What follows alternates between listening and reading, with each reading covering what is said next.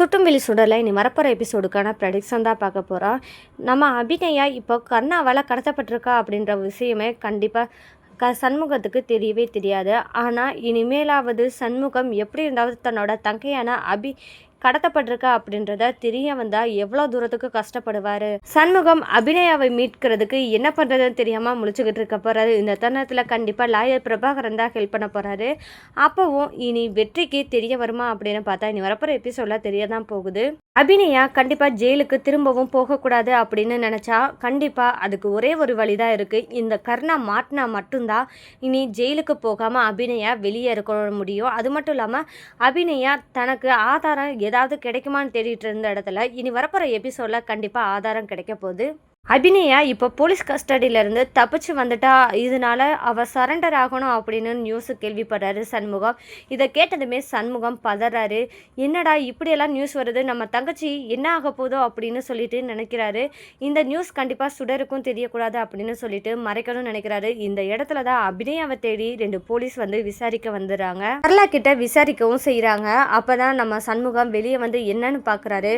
அப்போ தான் சொல்கிறாங்க, உங்கள் வீட்டில் தானே அபிநயா இருந்தாங்க, இப்போது அவங்க கஸ்டடியிலேருந்து தப்பிச்சு போயிட்டாங்க, அதனால கண்டிப்பாக இங்கே தான் அபிநயா வந்திருக்கணும் அப்படின்னு ஒரு சந்தேகத்தோடு தான் இங்கே வந்து பார்க்க வந்திருக்கோம் அப்படின்னு சொல்லிட்டு போலீஸ் சொல்கிறாங்க. இதை கேட்டதுமே சரளா ரொம்பவே ஷாக்காகிறாங்க. அபி தப்பிச்சிட்டாலா அப்படின்னு சொல்லிட்டு ரொம்பவே ஷாக்காகிறாங்க. இந்த இடத்துல தான் பாவம் சுடரும் ரொம்பவே கஷ்டப்படுறாங்க. நம்ம அம்மாவுக்கு என்னாச்சு ஏதாச்சு அப்படின்னு நினச்சி ரொம்பவே ஃபீல் பண்ணுறாங்க.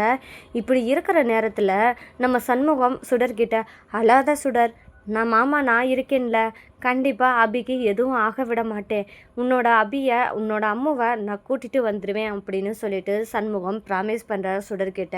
அப்போ தான் சுடர் கேட்குறாங்க சண்முகத்துக்கிட்ட, மாமா எப்படி இருந்தாவது அம்மு நம்மளுக்கு திரும்பி கிடைச்சா போதும், ஜெயிலுக்கு போகவே விடக்கூடாது அப்படின்னு சொல்லிட்டு சுடர் கேட்குறாங்க. இதுக்கு ஏதாவது பண்ணியே ஆகணும் மாமா அப்படின்னு சொல்லிட்டு சுடர் கேட்குறாங்க. இந்த இடத்துல தான் சண்முகம், கண்டிப்பாக அது நடக்கும் சுடர், நீ கவலைப்படாத அப்படின்னு சொல்லிட்டு சண்முகம் சொல்கிறாரு. இருந்தாலும் நம்ம சுடர் வந்து என்ன நினைக்கிறாங்கன்னா, தன்னோட அம்மா எங்கே போயிட்டாங்க, என்ன பண்ணுறாங்க, இப்போ என்ன பண்ணிக்கிட்டு இருப்பாங்க, சாப்பிட்டாங்களா இல்லையா, அவங்களுக்கு எதுவும் ஆயிடுச்சா அப்படின்னு சொல்லிட்டு ரொம்பவே கவலைப்பட்டு ஃபீல் பண்ணிக்கிட்டு இருக்காங்க. இந்த இடத்துல தான் காலையில் எழுந்ததுமே ஸ்கூலுக்கு கிளம்பலாம் அப்படின்னு சொல்லிட்டு கிளம்பும்போது தான் தன்னோட அம்மாவான அபியை நினச்சி ரொம்பவே ஃபீல் பண்ணிட்டு அழுதுகிட்டே தான் ஸ்கூலுக்கு கிளம்புறாங்க. இது ஒரு பக்கம் நடக்கும்போது இப்போது வெற்றிக்கும் கொஞ்சம் கொஞ்சமாக டவுட் வரப்போகுது. ஏன்னா கர்ணாவோட நடவடிக்கையில் ரொம்பவே டவுட்டாக இருக்குது அப்படின்னு சொல்லிட்டு ஃபீல் பண்ண போகிறாரு வெற்றி. இந்த இடத்துல தான் கர்ணாவுக்கு அடிக்கடி கால் வரப்போகுது. அந்த இடத்துல கர்ணா அவாய்ட் பண்ண போகிறாரு. ஏன்னா வெற்றி இருக்கான், அவனுக்கு தெரியக்கூடாது அப்படின்னு சொல்லிட்டு கர்ணா அவாய்ட் பண்ணுறாங்க. இந்த இடத்துல தான் கர்ணாவுக்கு அடிக்கடி கால் வருது. ஆனால் கர்ணாவும் ஃபோன் எடுத்து பேச மாட்டேங்கிறான். நம்மக்கிட்ட ஏதோ மறைக்கிறான் போல இருக்குது, நம்ம இருக்கிறதுனால தான் ஃபோன் எடுத்து பேச மாட்டேங்கிறான் அப்படின்னு சொல்லிட்டு இதில் ஏதோ தப்பு இருக்கே அப்படின்னு சொல்லி வெற்றி நினைக்கிறாரு. இந்த இடத்துல தான் கர்ணா கிட்ட வெற்றி கேட்குறாரு, எதுவும் மறைக்கிறியா கர்ணா, எதுவும் பிரச்சனையா அப்படின்னு சொல்லி கேட்டாலும் கர்ணா பதட்டமாக என்ன சொல்கிறான்னா, அப்படிலாம் ஒன்றும் இல்லை வெற்றி அப்படின்னு சொல்லிட்டு கர்ணா பதில் சொல்கிறாரு. இதை பார்த்ததுமே என்ன தோணுதுன்னா, கர்ணா ஏதோ ஒரு பிரச்சனை மட்டும் இல்லாமல் ஏதோ ஒன்று மறைக்கிறான் அப்படின்னு சொல்லிட்டு வெற்றி கன்ஃபார்ம் பண்ணிடுறாரு. இந்த இடத்துல தான் மகேஷை கூப்பிட்டுட்டு ஸ்கூலுக்கு கிளம்பி போகிறாரு வெற்றி. அந்த தருணத்தில் தான் மகேஷை ஸ்கூலில் இறக்கி விடும்போது தான் சுடரை பார்க்கணும் அப்படின்னு சொல்லி போனால் சுடர் ரொம்பவே ஃபீல் பண்ணிக்கிட்டு இருக்காங்க. அந்த இடத்துல தான் சுடரும் சொல்லிடுறாங்க, ஏன் சுடர் என்ன அழுகுற அப்படின்னு சொல்லிட்டு வெற்றி கேட்குறாரு. அந்த இடத்துல என்னோட அம்மா ஃப்ரெண்டு இப்போ காணாம போயிட்டாங்களாம் அப்படின்னு சொல்லிட்டு தெரிய வருது. அம்மா ஃப்ரெண்ட்னா யார் சுடர், நீ தான் சொன்னியே ஊருக்கு போயிட்டாங்க அப்படின்னு சொன்னேன், இப்போ என்னடானா காணான்னு சொல்கிற அப்படின்னு சொல்லிட்டு வெற்றி கேட்க, அப்போ தான் வெற்றிக்கிட்ட சொல்கிறாங்க சுடர், அம்முன்றது வேறு யாரும் இல்லை கேப்டன், அது எங்கள் அம்மா தான் அப்படின்னு சொல்லிட்டு வெற்றிக்கிட்ட சொல்கிறாங்க. இந்த இடத்துல வெற்றி என்ன சொல்கிறான்னா, அம்மானா உனக்கு யார், அவங்க பேர் என்ன அப்படின்னு சொல்லிட்டு வெற்றி கேட்குறாரு. இந்த இடத்துல தான் நம்ம சுடர் என்ன சொல்கிறாங்கன்னா, அபிநயா அப்படின்னு சொல்கிறாங்க. இதை கேட்டதுமே வெற்றி ரொம்பவே ஷாக்காகிறாங்க. அபிநயாவா அப்படின்னு சொல்லி கேட்டால், அப்போ சுடர் வந்து நம்மளோட பொண்ணா அப்படின்னு சொல்லிட்டு நினைக்கிறாரு வெற்றி. இந்த இடத்துல சுடர்கிட்ட தன்னோட பாசத்தை மனசுக்குள்ளேயே வச்சுக்கிறாரு.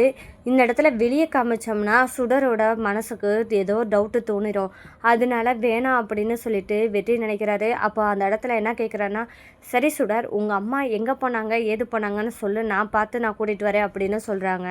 அம்மா ஜெயிலேருந்து பரோலில் தான் வந்தாங்க கேப்டன், இப்போ பரோல் முடிஞ்சு ஜெயிலுக்கு போகிற இடத்துல தான் காணாமல் போயிட்டாங்க, அதுவும் ஜெயில் கஸ்டடியிலேருந்து காணாமல் போயிட்டாங்க அப்படின்னு சொல்லிட்டு அம்மாவை தப்பாகவே ப்ளேம் பண்ணுறாங்க. என்னால் தாங்க முடியல கேப்டன், எங்கள் அம்மா அப்படிப்பட்டவங்க கிடையாது அப்படின்னு சொல்லிட்டு சுடர் வெற்றி கிட்ட சொல்கிறாங்க. இதை கேட்டதுமே வெற்றி என்ன நினைக்கிறேன்னா, சுடரை இவ்வளோ தூரத்துக்கு நல்ல பொண்ணா வளர்த்தவ கண்டிப்பாக தப்பு பண்ணியிருக்க மாட்டா அப்படின்னு வெற்றி நினைக்கிறாரு.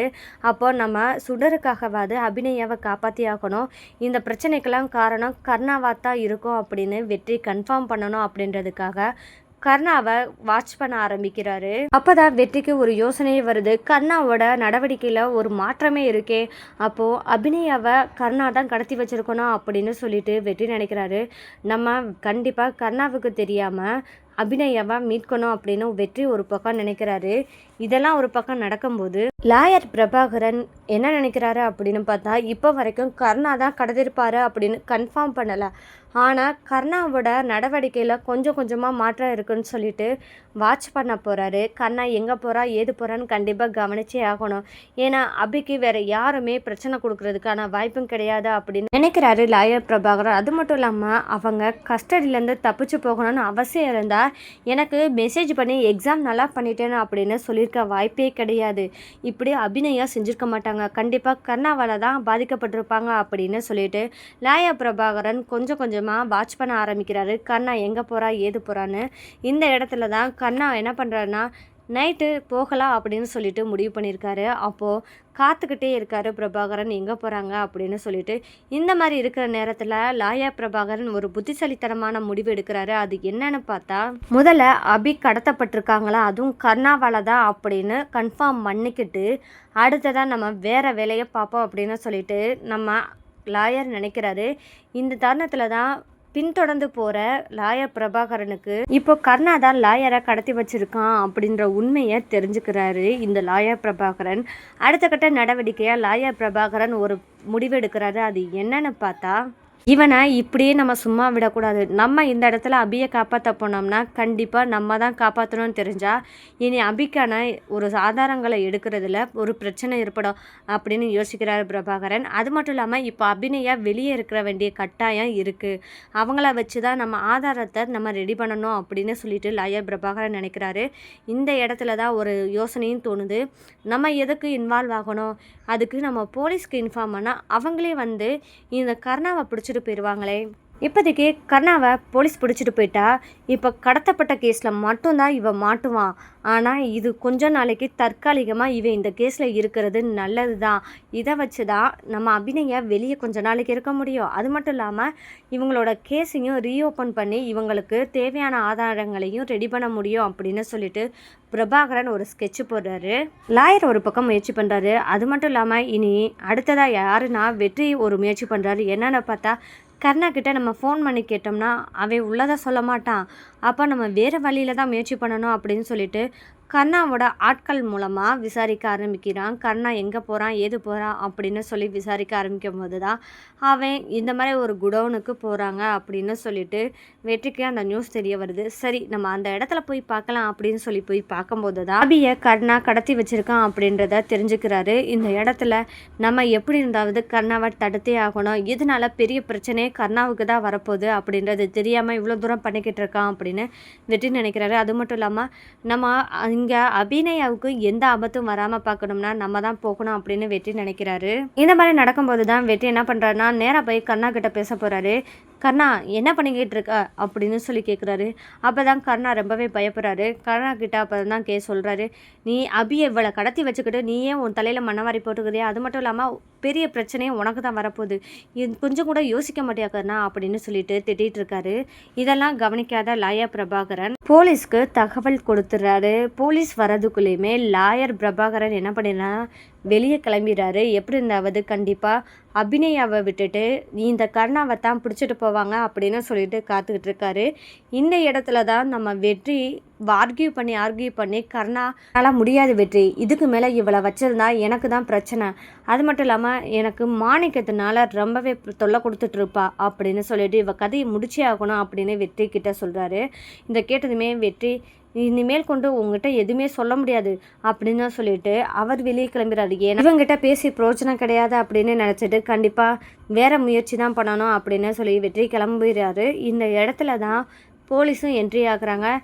ஆனால் போலீஸ் வரும்போது வெற்றி இருந்தால் கண்டிப்பாக வெற்றியும் அரெஸ்ட் பண்ணுவாங்க. ஆனால் வெற்றி வெளியே போனது நல்லது தான். இதனால் வெற்றிக்கு எந்த ஆபத்தும் வராது. அது மட்டும் இல்லாமல் அபிநயாவை இனி கொஞ்சம் கொஞ்சமாக தப்பு பண்ணலை அப்படின்றத புரிஞ்சுக்கிறதுக்கான சுச்சுவேஷனும் உருவாகும்.